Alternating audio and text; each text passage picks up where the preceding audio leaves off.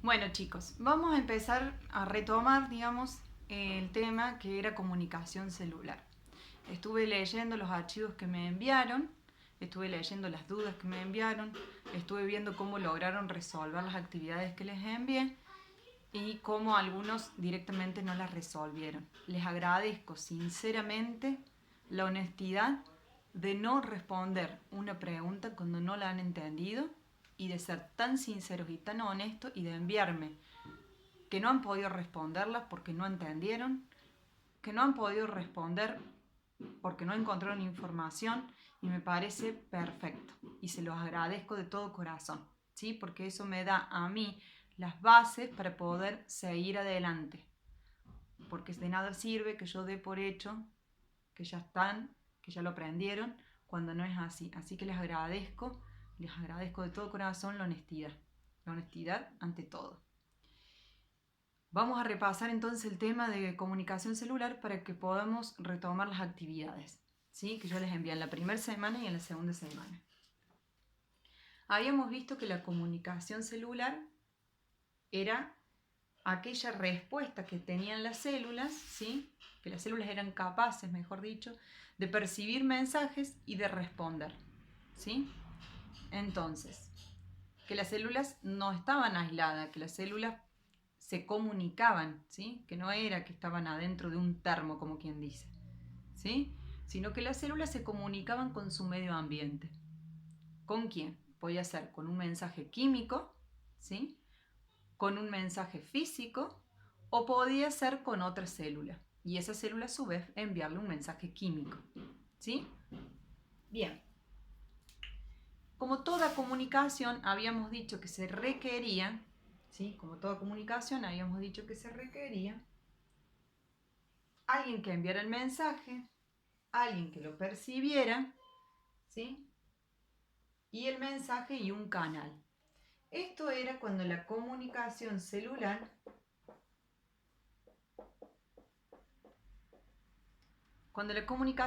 se daba entre célula y célula, la célula que emitía el mensaje, ¿sí? Era la célula mensajera.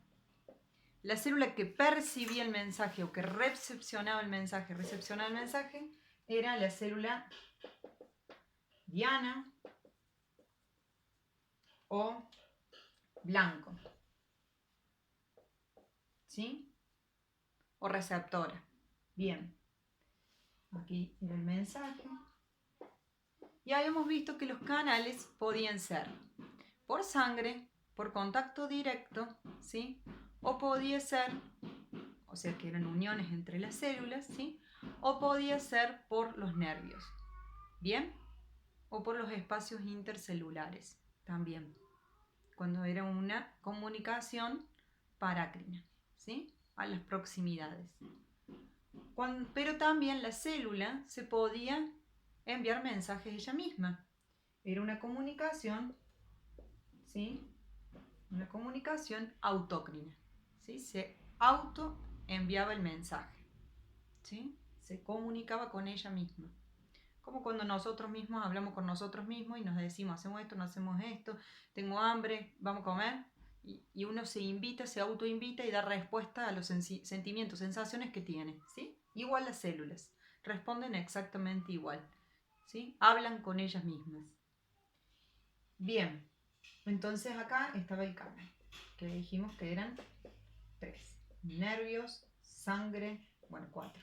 El espacio intercelular, ¿sí? Nervios, sangre y me está faltando uno, sí, contacto directo. Por proteínas, por puentes, por los desmosomas, ¿sí? ¿Se acuerdan de ello? Bien. Estas respuestas, sí, cada una tenía un núcleo donde se procesaba. Entonces, el proceso en general, ¿sí? Es la comunicación celular que podía ser autócrina, podía ser parácrina, podía ser endocrina o podía ser sinapsis o nerviosa, ¿sí? Autócrina, parácrina, endocrina o por sinapsis. Esas son las grandes comunicaciones celulares, el proceso. Los subprocesos, ¿cuáles son? Tenemos la emisión del mensaje, ¿sí? La emisión del mensaje. La percepción del mensaje, que era cuando el receptor específico se unía al mensaje, ¿sí? La cascada de señalización, que era la transducción del mensaje, ¿sí? Transducción del mensaje, transducción del mensaje, emisión del mensaje, emisión del mensaje, ¿sí? La percepción o la recepción, percepción del mensaje, la transducción del mensaje, ¿sí? El procesamiento, ¿sí? Que se daba en el núcleo, procesamiento del mensaje, y la respuesta. Esos son los subprocesos: la emisión del mensaje, la percepción del mensaje, ¿sí? La transducción de señal, el procesamiento, ¿sí? Y la respuesta. Bien, entonces el proceso de comunicación celular se da por los elementos.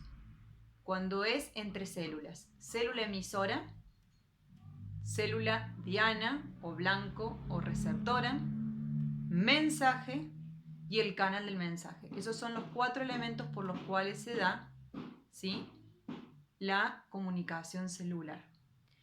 Hay un quinto elemento que está incluido en la célula blanco o diana o receptora, que es el receptor específico. Ese receptor específico está en membrana o puede estar en el interior de la célula. ¿Cuál era la ventaja que estuviera directamente en el interior de la célula? Era que directamente el mensaje llegaba para procesarse. Una vez que el receptor específico se unía al mensaje, directamente el mensaje ese ya va al núcleo, ¿sí?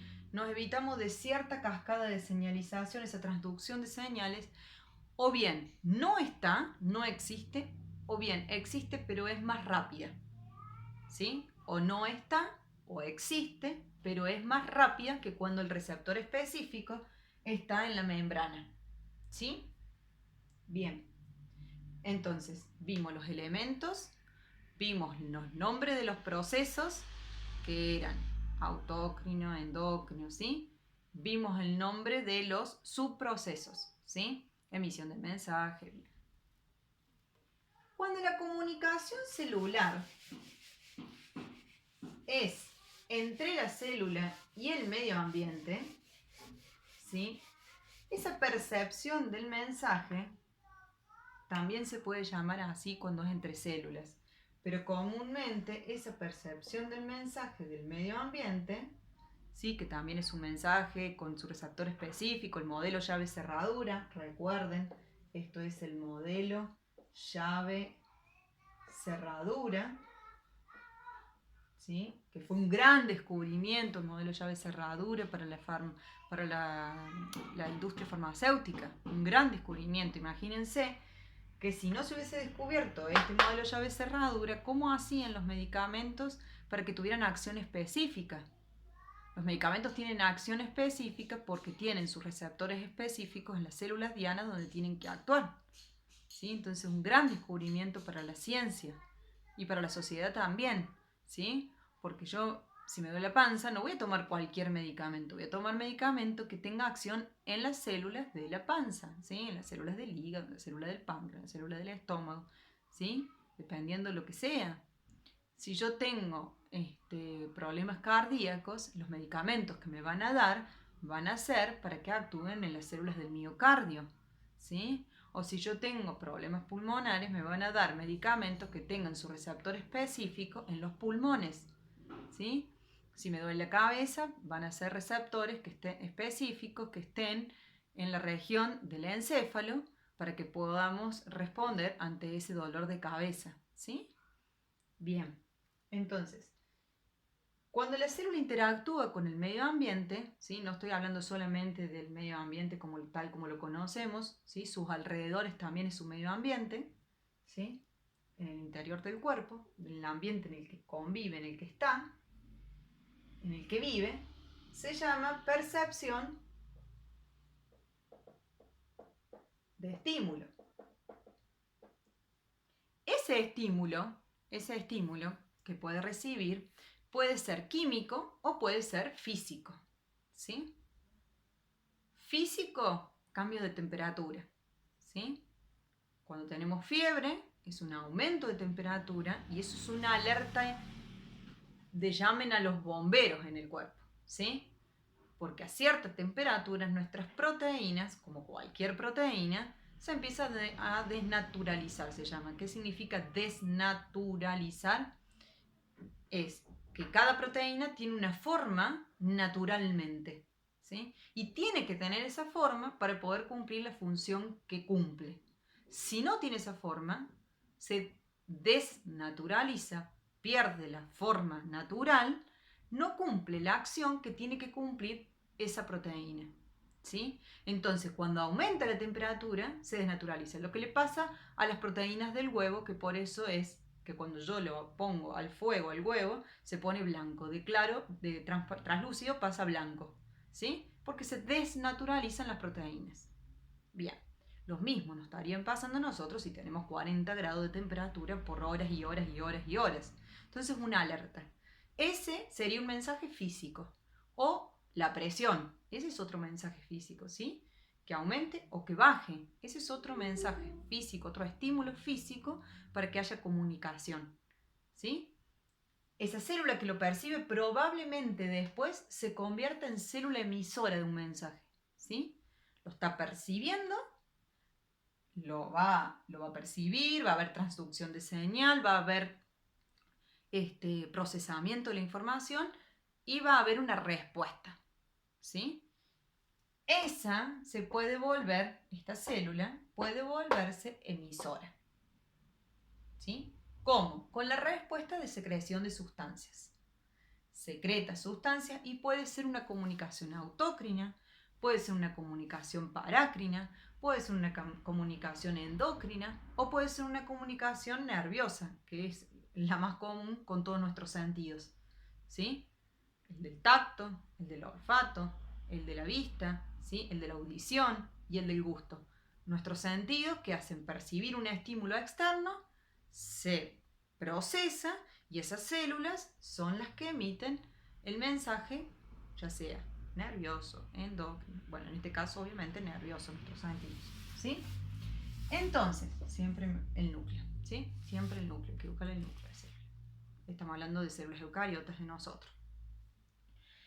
Entonces, una de las respuestas es eso, la liberación de sustancias, ¿sí? Ya sea una hormona, un neurotransmisor, un péptido, un aminoácido, un azúcar, ¿sí? Es la liberación de una sustancia, la secreción de una sustancia. La libera fuera de la célula para ir a comunicarle a otra célula o para comunicarse a ella misma, ¿sí? Esa es una de las respuestas. La otra respuesta, por ejemplo, ¿sí? Es la de dividirse. Ahí se comunica ella sola, ¿sí? O puede comunicarle a otra zona que se tiene que dividir la célula. ¿Para qué se tiene que dividir la célula? Y para que crezca un ser, ¿sí? Se formó el cigoto, se unió al espermatozoide y el óvulo, se formó el cigoto, se tiene que dividir, ¿sí? Ese cigoto, que era una sola célula, se divide en dos, esas dos se dividen en cuatro, esas cuatro se dividen en ocho, esas ocho se dividen en 16, y así hasta que va formando las diferentes etapas del ser, ¿sí? Bien. Entonces, se tiene que dividir para formar un ser, o se tiene que dividir porque está creciendo, entonces tiene que aumentar el largo de los huesos, tiene que aumentar de tamaño los músculos, la piel, ¿sí? Tiene que crecer.